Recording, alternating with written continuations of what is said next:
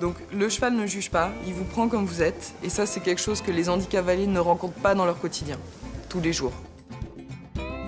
Le cheval m'apporte beaucoup au niveau de l'apprentissage de la vie. J'aime bien être avec eux parce qu'ils ressentent et parfois ils comprennent plus que les humains.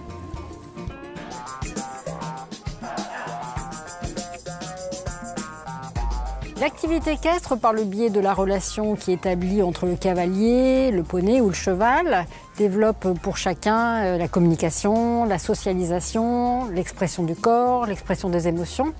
Et ce sont des atouts très importants, d'autant plus lorsque la personne est en situation de handicap.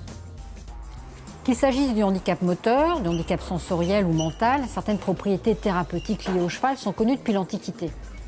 Des vertus du contact avec les chevaux a découlé au fil des siècles la création d'une forme d'équitation adaptée. Son objectif principal est d'utiliser le cheval et les activités équestres pour le développement des cavaliers, et cela selon leur handicap. Les objectifs qui vont être poursuivis par l'activité sont, comme pour tout cavalier, des objectifs qui peuvent être de loisirs, mais aussi des objectifs plus rééducatifs, plus thérapeutiques. Le cheval peut être à ce moment-là donc un objet de soin, apporter un mieux-être à la personne, soit sur le plan physique, soit sur le plan psychique, soit sur les deux plans. Grâce aux yeux, aux jambes de son cheval, le handicavalier peut aussi se donner de vrais objectifs sportifs au sein de son club, parfois même dans des compétitions avec des cavaliers valides. Allez Christophe, on monte sur les marches. Le montoir, c'est le passage du piéton au cavalier.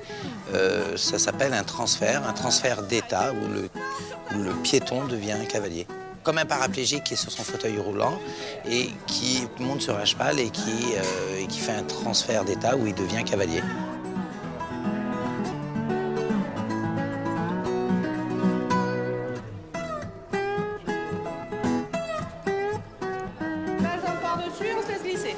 Super, François. Très bien.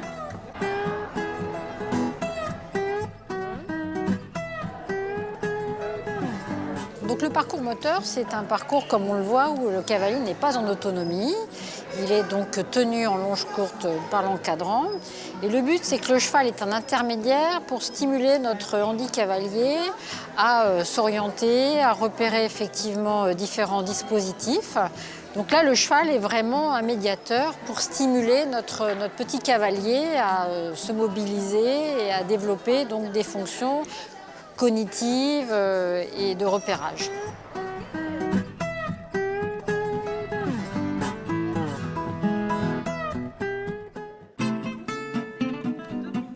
Comme l'année dernière, tu te rappelles? Voilà, super. Et là, tu peux te tenir là. Hein. Ouais, tu te mets devant. Oui, super. Très bien. Voilà. L'atelier Selby-Place qui permet aussi à des personnes qui ne sont pas capables d'avoir de l'autonomie, d'acquérir un peu d'autonomie en étant assistés par un cavalier derrière eux. Super.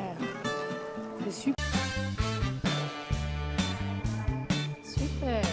Voilà, on voit un travail sur une discipline qui s'appelle la voltige. Le but de cette activité, c'est de permettre donc à nos équicavaliers, nos handi-cavaliers, de découvrir les sensations à cheval, tout ce qui est les postures et les sensations d'équilibration, la découverte des allures, sans avoir à gérer ni la mise en avant du cheval, ni la direction. Les difficultés, c'est d'oser sortir un peu de la mise à cheval traditionnelle, oser faire des mouvements qu'on ne ferait pas forcément dans une séance classique, donc s'obliger à aller un peu plus loin sur le plan moteur et psychomoteur.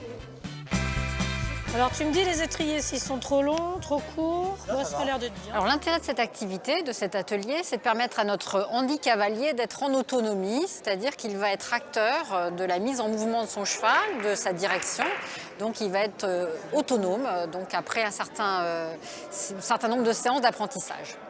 Donc c'est une reprise de Division 3, ce qu'on appelle Division 3 en fait, c'est un petit parcours qu'on leur apprend, qui fait partie de la Fédération française de sport adapté. Donc c'est une reprise commune à tous les centres. Hein. C'est une petite reprise où il y a beaucoup de maniabilité en fait, pour leur apprendre le tourner, l'arrêt, les transitions, la confiance aussi par rapport au cheval. Pour ce type de reprise, il faut beaucoup observer la personne, discuter beaucoup avec les éducateurs, parce qu'on ne sait pas forcément est-ce qu'il peut tourner vraiment son bras d'un côté, est-ce qu'il peut vraiment agir avec ses jambes, donc beaucoup d'observations au départ. Et nous aussi s'adapter à des situations, vraiment leur apprendre que c'est quand même une personne et qu'ils peuvent agir aussi très bien de ce côté-là. À adapter notre matériel pour nos cavaliers, puisque chaque cavalier a un handicap différent. Donc chaque cavalier va amener un matériel adapté à son handicap. C'est-à-dire qu'on part sur un type de selle que tout le monde peut trouver dans le commerce, où là, grâce au sellier, on va adapter, pareil, ces selles, trouver des amortisseurs qui vont nous permettre de coincer les cavaliers, entre guillemets, sur la selle. Tout ce matériel est vérifié au niveau international, de manière à ce qu'il soit orienté vers la sécurité.